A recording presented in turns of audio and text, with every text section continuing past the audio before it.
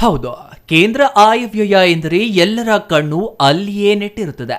ಇದಕ್ಕೆ ಕಾರಣ ತೆರಿಗೆಯಲ್ಲಿ ಏನೆಲ್ಲ ಬದಲಾವಣೆಗಳಾಗಲಿವೆ ಎಂಬ ಆತಂಕ ಪ್ರತಿಯೊಬ್ಬರನ್ನು ಕಾಡುವುದು ಸಹಜ. ಆದರೆ ಈ ಬಾರಿಯ ಕೇಂದ್ರ ಬಜೆಟ್ನಲ್ಲಿ ತೆರಿಗೆದಾರರಿಗೆ ಯಾವುದೇ ರೀತಿಯ ಹೊರೆ ಹಾಕಿಲ್ಲ ಎಂಬುದು ವಿಶೇಷವಾಗಿದ್ದು, ಇದರಿಂದ ತೆರಿಗೆದಾರರು ನೆಟ್ಟುಸಿರು ಬಿಡುವಂತಾಗಿದೆ. ಇನ್ನು ಮಹಿಳಾ ಅಭಿವೃದ್ಧಿ, ಕೃಷಿ, ಉದ್ಯೋಗ ಸೃಷ್ಟಿಯಂತಹ ಕಾರ್ಯಕ್ರಮಗಳಿಗೆ ಬಜೆಟ್ನಲ್ಲಿ ಆದ್ಯತೆ ನೀಡಲಾಗಿದ್ದು, ಇದು ಸರ್ವವ್ಯಾಪಿ ಆಯವ್ಯಯವಾಗಿದೆ ಎಂದು ಬಿಜೆಪಿ ಬಣ್ಣಿಸಿದೆ. ಇನ್ನು ಎನ್ಡಿಎ ಮೈತ್ರಿ ಸರ್ಕಾರದಲ್ಲಿ ಅಂಗಪಕ್ಷಗಳಾಗಿರುವ ಟಿಡಿಪಿ ಮತ್ತು ಜೆಡಿಯುಗಳಿಗೆ ಪ್ರಸ್ತುತ ಬಜೆಟ್ನಲ್ಲಿ ಹೆಚ್ಚಿನ ಆದ್ಯತೆ ನೀಡಿರುವುದು ಮೇಲ್ನೋಟಕ್ಕೆ ಕಂಡುಬರುತ್ತಿದೆ.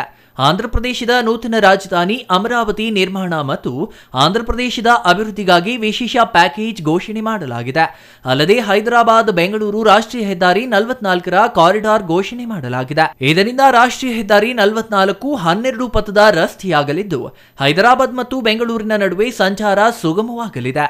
ಅದೇ ರೀತಿಯಲ್ಲಿ ಆಂಧ್ರಪ್ರದೇಶದ ಪ್ರಮುಖ ನೀರಾವರಿ ಯೋಜನೆಯಾದ ಪೋಲವರಂ ನಿರ್ಮಾಣಕ್ಕೆ ಅನುದಾನ ನೀಡಲಾಗಿದೆ. ಇನ್ನು ಬಿಹಾರದ ಅಭಿವೃದ್ಧಿಗೂ ಅನುದಾನ ಮಹಾಪೂರ್ವೇ ಹರಿಸಲಾಗಿದೆ.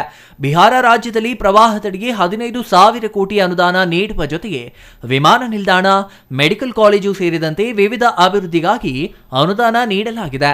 ಇದರಿಂದ ವಿಪಕ್ಷಗಳು ಮಿತ್ರ ಪಕ್ಷಗಳಿಗೆ ಮಾತ್ರ ಅನುದಾನ ಎಂಬ ಆರೋಪ ಮಾಡಿವೆ. ಇನ್ನು ಪ್ರಧಾನಿ ನರೇಂದ್ರ ಮೋದಿ ಅವರ 3ನೇ ಅವಧಿಯ ಮೊದಲ ಆಯವ್ಯಯ ಕುರಿತು ಚಿಕ್ಕಬಳ್ಳಾಪುರ ಸಂಸದ ಡಾಕ್ಟರ್ ಕೆ ಸುಧಾಕರ್ ಪ್ರತಿಕ್ರಿಯೆ ನೀಡಿದ್ದು, ಇದು ರಾಜಕೀಯ ಬಜೆಟ್ ಅಲ್ಲ, ರಾಷ್ಟ್ರೀಯ ಬಜೆಟ್, ವೋಟ್ ಬ್ಯಾಂಕ್ ಬಜೆಟ್ ಅಲ್ಲ, ವಿಕಸಿತ ಭಾರತದ ಬಜೆಟ್ ಎಂದು ಬಣ್ಣಿಸಿದ್ದಾರೆ. ಚಿಕ್ಕಬಳ್ಳಾಪುರ ಜಿಲ್ಲೆಯ ಆರ್ಥಿಕ ಸುಧಾರಣೆಗೆ ಅಪಾರ ಕೊಡುಗೆ ನೀಡಲಾಗಿದೆ. ಹೈದರಾಬಾದ್ನಿಂದ ಬೆಂಗಳೂರು ಕೈಗಾರಿಕಾ ಕಾರಿಡಾರ್ ಯೋಜನೆ ನೀಡಿದ ಕೇಂದ್ರ ಸರ್ಕಾರಕ್ಕೆ ಧನ್ಯವಾದ ಹೇಳಿದ್ದಾರೆ. ಅಭಿವೃದ್ಧಿ ಮತ್ತು ಜನಕಲ್ಯಾಣದ ನಡುವೆ ಸಮತೋಲನ ಸಾಧಿಸಿರುವ ಕೇಂದ್ರ ಬಜೆಟ್ ಇದಾಗಿದ್ದು, ರಾಜ್ಯಗಳನ್ನು ಆರ್ಥಿಕವಾಗಿ ದಿವಾಳಿ ಮಾಡುತ್ತಿರುವ ಕಾಂಗ್ರೆಸ್ ಸರ್ಕಾರಗಳಿಗೆ ಒಳ್ಳೆಯ ಮಾದರಿಯಾಗಿದೆ ಎಂದು ಸಂಸದ ಸುಧಾಕರ್ ಹೇಳಿದ್ದಾರೆ. ಪ್ರಧಾನಿ ನರೇಂದ್ರ ಮೋದಿ ನೇತೃತ್ವದ ಸರ್ಕಾರ ರಾಜಕೀಯ ಬಜೆಟ್ ಮಂಡಿಸದೆ ರಾಷ್ಟ್ರೀಯ ಬಜೆಟ್ ಮಂಡಿಸಿದೆ. ವೋಟ್ ಬ್ಯಾಂಕ್ ಬಜೆಟ್ ಮಂಡಿಸದೆ ವಿಕಸಿತ ಭಾರತದ ಬಜೆಟ್ ನೀಡಿದೆ ಎಂದು ಸಂಸದರು ಹೇಳಿದ್ದಾರೆ. ಆರ್ಥಿಕ ಅಭಿವೃದ್ಧಿ ಮತ್ತು ಜನಕಲ್ಯಾಣದ ಸಮತೋಲನ ಸಾಧಿಸಿರುವ ಕೇಂದ್ರ ಬಜೆಟ್ ತನ್ನ ಆಡಳಿತದ ರಾಜ್ಯಗಳನ್ನು ಆರ್ಥಿಕವಾಗಿ ದಿವಾಳಿ ಮಾಡುತ್ತಿರುವ ಕಾಂಗ್ರೆಸ್ ಸರ್ಕಾರಗಳಿಗೆ ಒಂದು ಒಳ್ಳೆಯ ಪಾಠವಾಗಿದೆ. ವಿತ್ತ ಸಚಿವೆ ನಿರ್ಮಲಾ ಸೀತಾರಾಮನ್ ಅಭಿವೃದ್ಧಿ ಗುರಿಯ ಹಾಗೂ ತೆರಿಗೆ ಹೊರೆ ಇಲ್ಲದ ಸಮತೋಲಿತ ಬಜೆಟ್ ನೀಡಿದ್ದಾರೆ. ಈ ಬಾರಿಯ ಚುನಾವಣೆಯಲ್ಲಿ ಬಿಜೆಪಿಗೆ ಕಡಿಮೆ ಸ್ಥಾನಗಳು ಬಂದಿದ್ದರಿಂದ ಬಜೆಟ್ನಲ್ಲೂ ತಾರತಮ್ಯ ಮಾಡಬಹುದು ಎಂಬ ವಿರೋಧ ಪಕ್ಷದ ಸುಳ್ಳಿನ ಊಹೆಗಳಿಗೆ ಈ ಬಜೆಟ್ ತಣ್ಣೀರು ಎರಚಿದೆ. ಈ ಬಜೆಟ್ ಯುವಜನರು, ಮಹಿಳೆಯರು, ರೈತರು ಸೇರಿದಂತೆ ಎಲ್ಲಾ ವರ್ಗದ ಆಶೋತ್ತರಗಳಿಗೆ ಸ್ಪಂದಿಸಿದೆ. ಇದು ಚುನಾವಣಾ ದೃಷ್ಟಿಯ ಬಜೆಟ್ ಆಗಿರದೆ ದೂರದೃಷ್ಟಿಯಿಂದ ದೇಶದ ಭವಿಷ್ಯವನ್ನ ಊಹಿಸಿ ಮಾಡಿದ ಬಜೆಟ್ ಎಂದು ಅವರು ಹೇಳಿಕೆ ನೀಡಿದ್ದಾರೆ. ಕೃಷಿ ಕ್ಷೇತ್ರದ ಸಮಗ್ರ ಪ್ರಗತಿಯ ದೃಷ್ಟಿಯಿಂದ ಹಲವು ಯೋಜನೆಗಳನ್ನು ತರಲಾಗಿದೆ.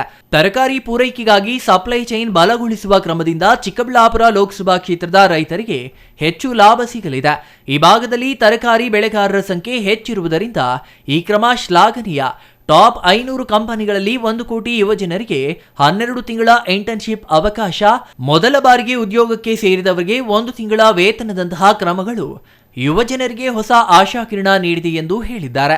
ಹೈದರಾಬಾದ್ ಬೆಂಗಳೂರು ಕೈಗಾರಿಕಾ ಕಾರಿಡಾರ್ ಯೋಜನೆಯಿಂದ ಚಿಕ್ಕಬಳ್ಳಾಪುರ ಜಿಲ್ಲೆಯ ಹಲವು ಭಾಗಗಳ ಜನರಿಗೆ ಉದ್ಯೋಗಾವಕಾಶ ದೊರೆಯಲಿದೆ.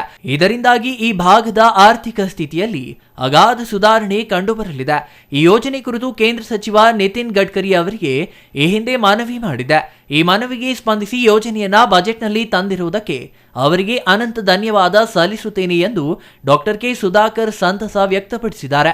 ಮಹಿಳಾ ಉದ್ಯೋಗಿಗಳಿಗೆ ಸುಭದ್ರತೆ ಒದಗಿಸಲು ವಸತಿ ನಿಲಯಗಳನ್ನು ಆರಂಭಿಸುವುದಾಗಿ ಬಜೆಟ್ನಲ್ಲಿ ಹೇಳಿರುವುದು ಶ್ಲಾಘನೀಯ. ಈ ಕುರಿತು ನನಗೂ ಚಿಂತನೆಗಳಿತ್ತು.